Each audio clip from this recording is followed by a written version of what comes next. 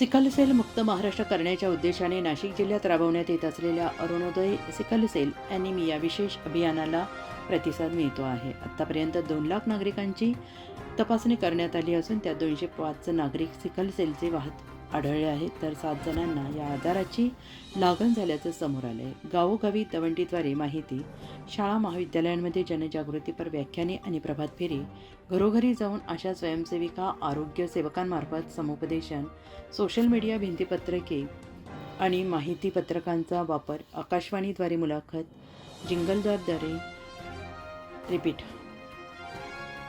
आकाशवाणीद्वारे मुलाखत आणि जिंगलद्वारे प्रसिद्धी या माध्यमातून जनजागृती केली जाते आहे. या विशेष अभियानाअंतर्गत जिल्ह्यातील 0 ते 40 वयोगटातील सर्व नागरिकांची आरोग्य तपासणी करण्याचे उद्दिष्ट आरोग्य विभागाने ठेवले आहे.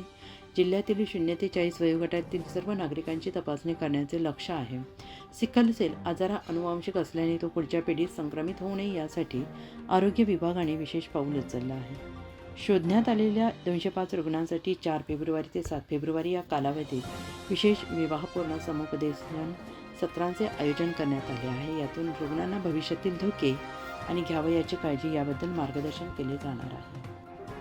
आत्मा मलिक हॉस्पिटल विश्वात्मक जंगली महाराज आश्रम ट्रस्ट संचालित आत्मा मलिक हॉस्पिटल कोकम ठाण शिर्डी नाशिकचे सुप्रसिद्ध नेफ्रोलॉजिस्ट, किडनी विकार आणि किडनी प्रत्यारोपण तज्ज्ञ doctor Parth Devgaonkar, MD medicine, DNB nephrology, ESE nephrology, European renal association EDTA दर महिन्याच्या 2ऱ्या आणि 4थ्या बुधवारी आपल्या आत्मा मलिक हॉस्पिटलमध्ये उपलब्ध राहतील.